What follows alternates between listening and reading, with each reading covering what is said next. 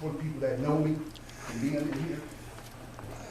And I just don't feel right now if I don't say nothing. See, I said a lot of things that, you know, I really didn't mean. I got a heart, my heart is just hard right now.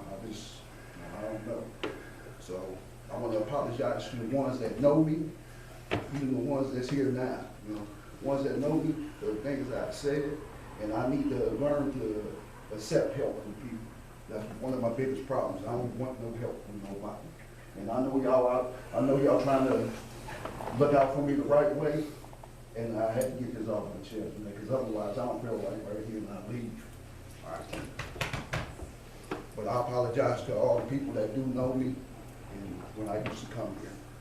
You know, I got a lot of demons in my life that I need to get rid of. So, you know, I just wanted to let you know that, and I don't hate nobody, because I can't hate nobody. Sometimes I want to, but I can't hate nobody. But I had to get that off my chest, and I want to, you know, come up here and let y'all know that. Yep.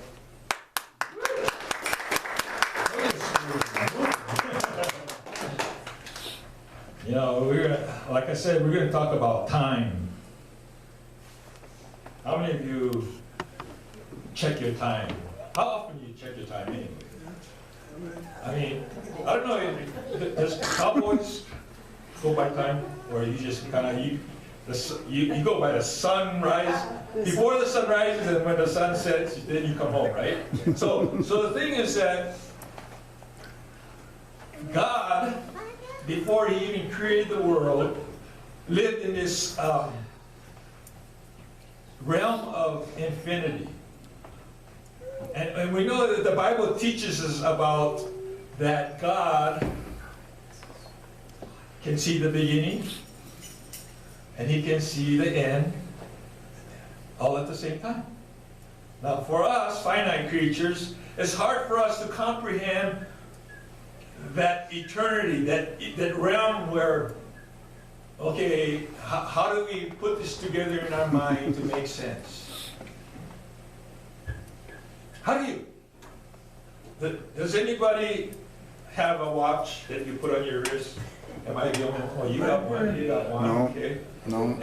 And how many of you ever had your watch quit on you? You looked at the time and it was the wrong time. You ever have that happen to you? Yeah. And you think you're late for an appointment, or you think you're early for the appointment. Okay. So, and then you find out that you missed the appointment altogether because what happens is, well, in the old days, you had to crank up. You remember those days? Huh?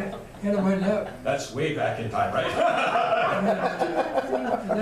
and now we got batteries, and it seems like our world is totally controlled by batteries. I mean, you think about it, you got batteries for your hearing aids, you got batteries for your car, you got batteries for your cell phone, and how often do those batteries die?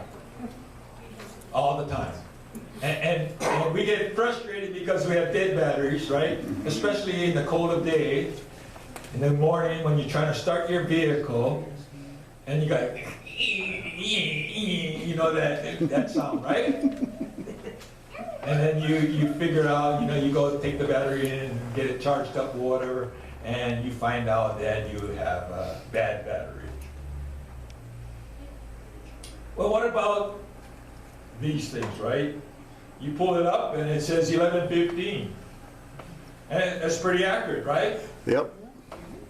But what time is it right now? 11:15. Where? Here. Where? Here. Yeah, but where? In the mountain time zone. But did you know it's also 9 o'clock? 9:15? Where's that? Hawaii. Huh? Pacific time, right? I mean, I can go on and on because it's a different time somewhere else. All right. Now, does that confuse you when we have that? In fact, this year we have how many days in February? We're on 28. 28 days. Now, anybody born on leap year, the 20, was it the 28th or 29th? Is it 29? 29. I forgot.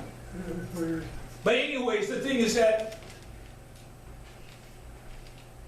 we are bound to this thing called time.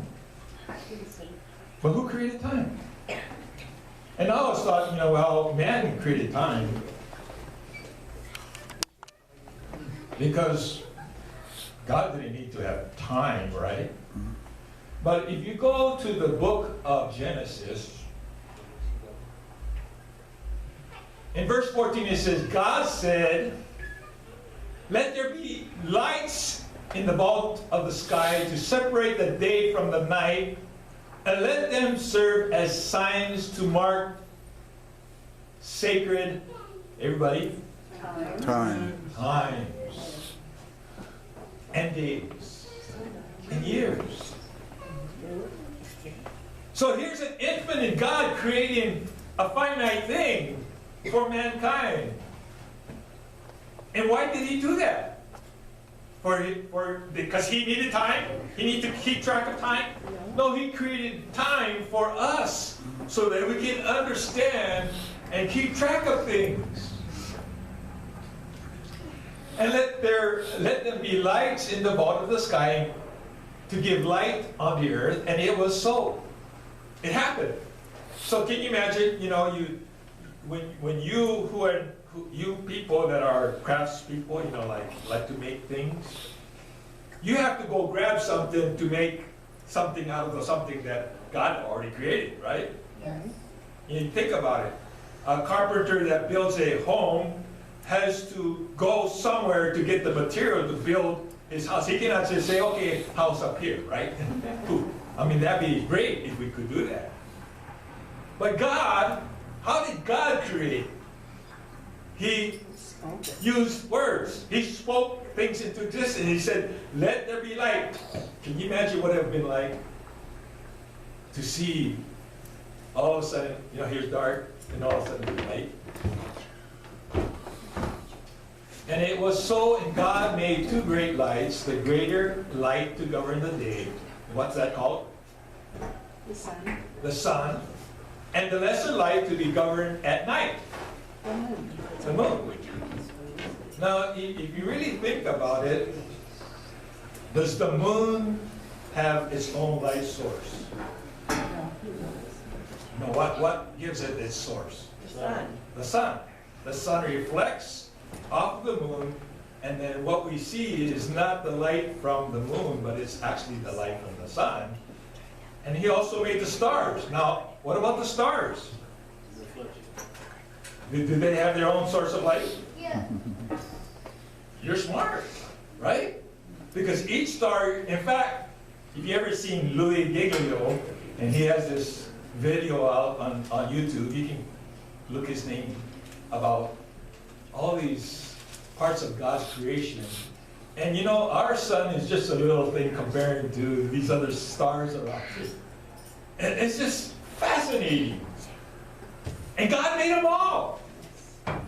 And he does this thing with his video where here's a speck, like a little dot. In fact, it's not even a dot comparing to the universe that God has created for us to enjoy. And that God set them in the vault of the sky to give light on the earth, to govern the day and night, and to separate light from darkness. And God saw that it was good. And there was evening, and there was morning, before day. Now, I want you to understand this, because this is really important, okay? When does our day begin? You guys don't want, you think this is a trick question or something. In the morning. It should be something really easy. When does it begin? In the morning. Huh? Sunrise. You're giving it away, Judy. I mean, I want to hear what you guys think it is. Huh? Sunrise? Okay, see, if you understand the Bible, then you will realize that the Bible says, and there was what? Evening, and when's evening? When the sun's going down, right? And there was morning when the sun is rising. And that consists of the first day, and the second day, etc. How many of you already knew that? I know Julie did. Okay. Some of you, this is new to you. In Ecclesiastes, the wisest man of the whole world, King Solomon, wrote this. He said, there is an appointed time for everything. And there is a time for every matter under heaven. A time to give birth. Now you women who have given birth know what it's like, right? It's this mixed emotions, full of joy and happiness, right? Pain. Pain? You forgot the pain. Oh, I am not a woman, so I don't understand the pain. I have seen the pain and the expression on their faces. Tony, you know what it's like. Yeah. Okay. Cindy know what it's like, and Willie know what it's like, and Barb know what it's like, and whoever else who have had a baby knows that it's painful. Where did that come from? Where did that pain come from? Did you remember at the beginning, God cursed the woman because of her sin? Not apple. It said the fruit. Right. A lot of people think it's the apple, but you know what? How many of you have eaten an apple before? So there's a time to give birth and a time to die. And man, like this week I told you that I've experienced a lot of death. People that I've known that have passed away, or people that I didn't know, but I was there for Tim Overshiner. Some of you might know him. He's the one that roofed our building, that steel roof. But I was there for him. But there's a time to die, you know. And what we don't understand is that death is part of life. How many of you knew that? Huh? That death is part of life. I mean, how many people experience death? Ooh, is that a trick question? Yeah, it is. Huh? No, it's not a trick question. Everybody in this whole world has or will experience death. Except for a couple examples in the Bible. Anybody know who that is? Enoch and Elijah. Enoch did what? Elijah. What did Enoch do?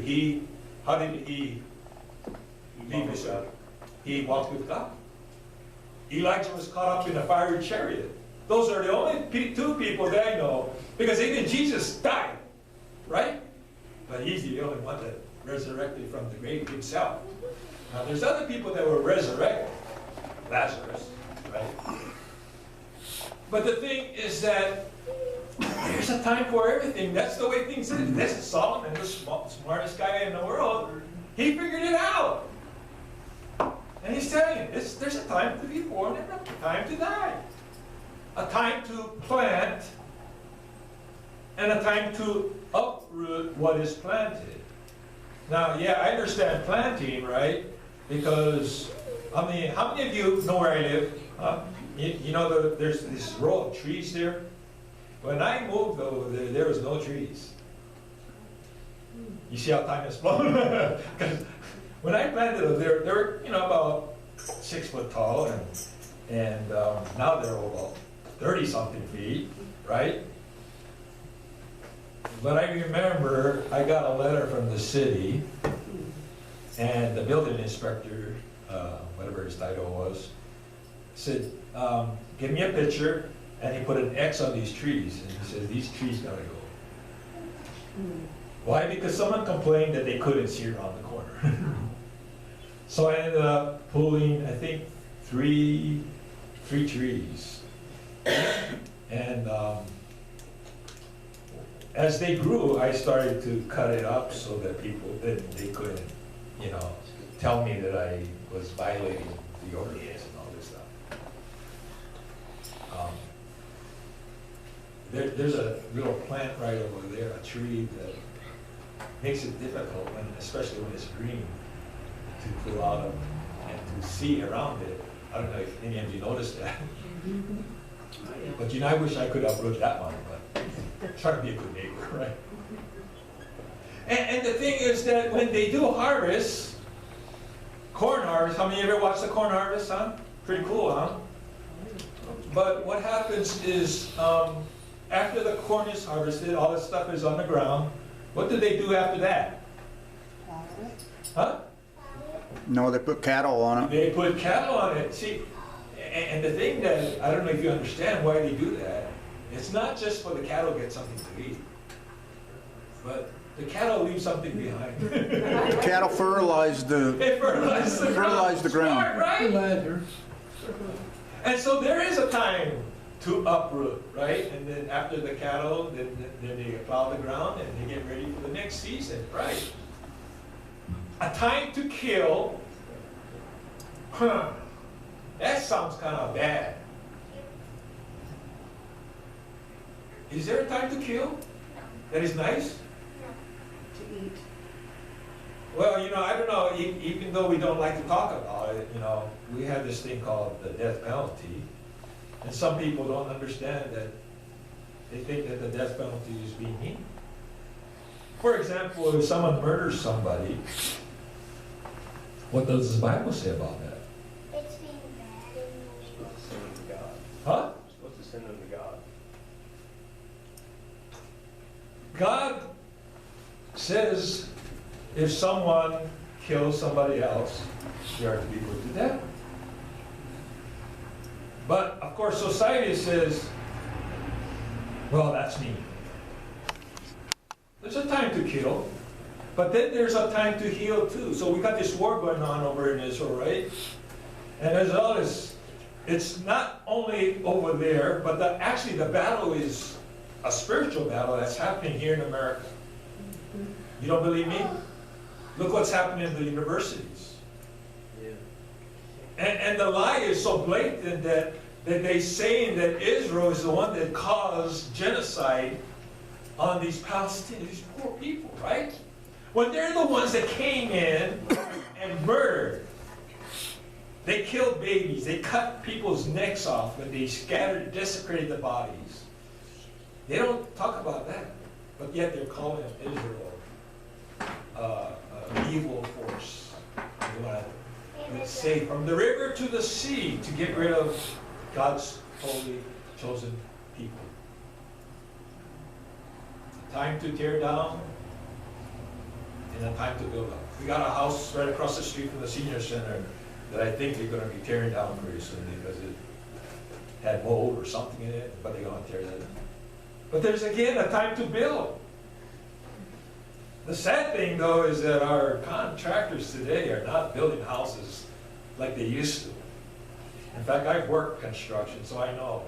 I remember we were building this house over by Lake Minnetonka, and this guy, he called himself a contractor. He came to help out, and he had his crew with him, and he said, let me show you how to do that. And he got this nail gun, 16 penny nails, and he was putting these trusses together, and he went, was showing off basically.